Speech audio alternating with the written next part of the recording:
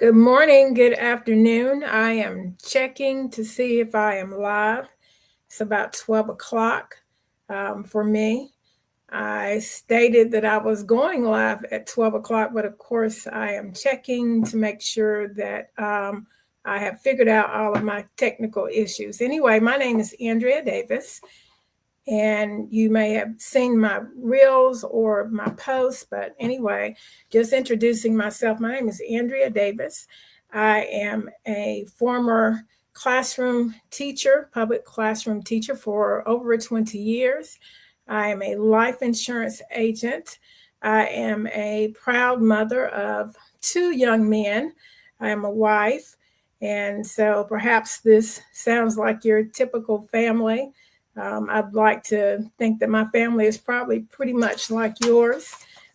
Today, I wanted to jump on for a few minutes because a topic that is just pressing on my mind at this point, and you can certainly comment to let me know your thoughts. And so, 3 reasons why parents should talk to their teens or their kids about money early. And so that is the topic that is been on my mind. Why? Because I just recently filled out the 2025-2026 FAFSA. If you have heard anybody talking about the FAFSA, the financial aid form for college, then you know it's not a pleasant experience. And so it really made me reflect on what I could have done as a parent to have helped my young man before this point. So I wanted to come on live and share that experience with you and basically tell you about why we should have these financial conversations with our children early. Perhaps you were raised like me where you didn't hear a lot of financial conversations in the house. I had two hardworking parents, and we didn't have a lot of financial family conversations. It was more like you could hear, I could hear my parents talking, but they weren't really talking to me. And so we knew it, it involves you, but again, they're not talking to you. And out of respect, you didn't even interrupt and you didn't ask questions. So fast forward to today, and I have my own two children, and I'm looking at that financial aid form thinking that, we really as parents are not doing them justice by not having those conversations early. So let me give you 3 reasons why parents should have these financial conversations early. First, my experience as a public school teacher, I can tell you that financial literacy is not up on the list of priorities when it comes to our children. And I taught keyboarding and business classes. I taught the curriculum basically as it was presented or as, I was told to teach it. And so when it came to the business classes, it was kind of like, you were checking off of a box. So, or checking off the box, I should say. So, you had certain topics that you would have in class. And then once you spent that time on that topic, then you moved on. And those of you who have been in the public school system, or maybe you've heard teachers say that a lot of times you're more concerned about the observation when the principal comes in, as opposed to concerned about the specific children that are in front of you. Unfortunately, that's the case. So again, you're checking off the box and you're moving on. So whether or not that child has completely learned that specific topic in financial literacy, your focus was you've covered the topic and you've moved on. So whether students are getting a lot of financial literacy, it depends on what classes they sign up for, and it depends on how in-depth that curriculum that was given to them. Because like I said, we taught basically what we were told to teach. And so financial literacy, like I said, is something that I believe that we should be doing at home. I believe that the school system may give us a outline, or it may give us some ideas.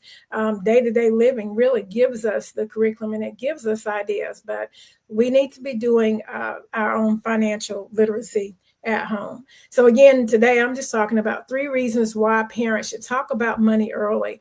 And I started with the fact that financial literacy is not at the top of the priorities for the school system to teach. And I'm telling you that from my experience of being a public school teacher. So the second reason is that when we talk about money early, then it really is a great way to activate those family conversations. We can have more vocabulary at home that that will help our children, that will help them to do better in life. Recently, as I stated, I filled out the financial aid form for my student for the next school year, and the one question that really brings pause to you when you're filling it out is the question that it has you reporting your assets, it has you reporting your income, and it also reports your students' income. I think that question was a surprise for me, and I think it was a question that made me want to try to explain to my son as to why that question was there, because it almost felt like a punishment, the fact that you had to report it and you knew it was going to impact the amount of financial aid that your child would receive. He knew that it was going to impact. So, of course, he did not want to put an accurate, correct answer. So, when it comes to saving for college, and you have your money in a traditional bank, then those assets have to be reported at that point. And then, once you have filled out that information, then you go further down that form and it asks you to click the link to be directly connected to the IRS. So,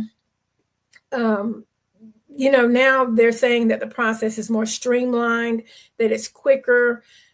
However, the impact is still the same. The impact is the fact that you want to be able to position your cash or your assets in such a way that it doesn't harm your child, this future student, from going to the college of their choice. So again, just another reason why we should have these conversations about money early. I believe if I had had this conversation earlier, then it would have allowed my son to play more of an active role in his own financial college savings. And I believe he really felt like that he was, because he really did have a nice size savings account as a result of working a couple of summers before college. However, when you learn as an adult and your child learns that you have to position those assets in a particular way, then that's a whole nother lesson. And it's really something that you have to start way ahead of time. So how you start going to the financial aid or to the college planning workshops 2 or 3 years ahead of time.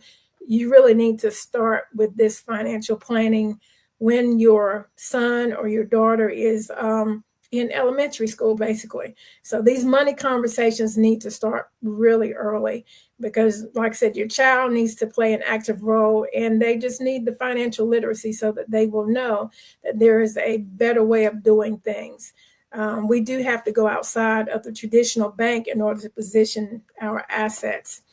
The other reason why I believe that parents should talk about money early is because it allows your child to be a problem solver. We can't help other people or solve problems if we are broke or without means or without resources. So for that reason, we need to have these money conversations early so that they will develop the financial literacy, so that they will understand that if they want to have a charity that they want to contribute to, or like I said, whatever the problem is, perhaps they have a business in mind, so there's going to be a talent or a hobby, something that resonates with your son or your daughter, something that they're going to want to do, and they need the resources to be able to do it. So again, having those money conversations early gives them a chance to just play an active role. It is clear that there are conversations that go on in other people's households, where they talk about strategies all the time. And in my household, we talk about, of course, we've been talking about this FAFSA a lot now. We talk about life insurance because we know that with the cash value policies, those policies are not counted on that FAFSA form. So both your retirement, like your 401k or your 403b, your cash value policies, those are things that are not counted on your FAFSA. And that's good to know. It's very possible that you have a strategy in mind, but we just need to start those strategies early enough to really make it count. You may decide that you want to do real estate, to maybe you're renting something, maybe you own something, you've created some type of asset producing income, because you know that at some point your child is going to need either seed money to start that business or, money for tuition. So either way, when you have those financial literacy conversations early, then your child can, make more decisions, because we know that resources create opportunity. So I wanted to come on for a few minutes just to remind parents that it's never too early. When we think back, there was a time that you just didn't have those conversations in front of children, but now we know that children are very perceptive. And so don't waste those years. When they're going to the grocery store with you, they see what's happening. They're very perceptive. So don't waste those early years not having those financial conversations with your child. And so take those opportunities, because like I said, it doesn't matter what homework the school system is giving. This is homework that you should have in your household. Okay, can't stress that enough.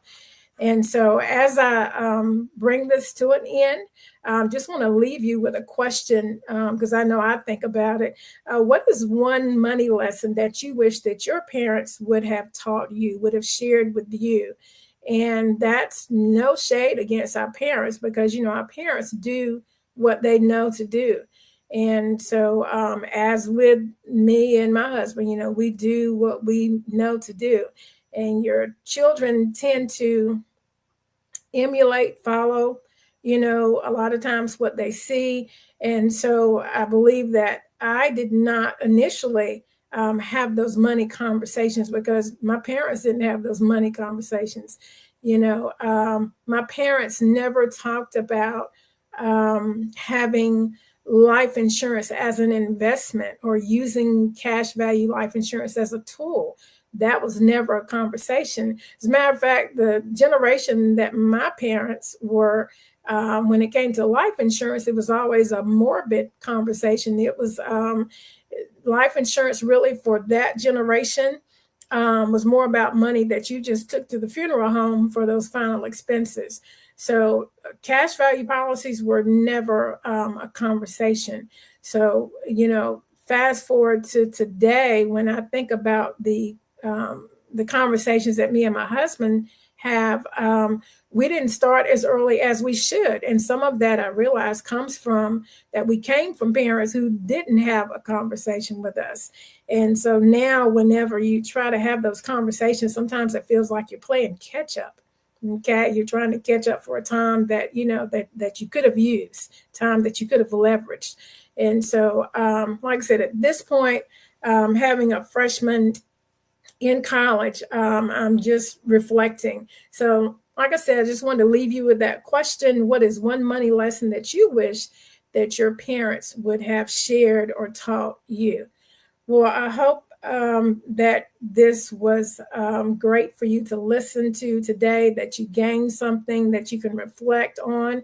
And so I will see you again in another week. And I appreciate your time. Hope you have a great rest of your day.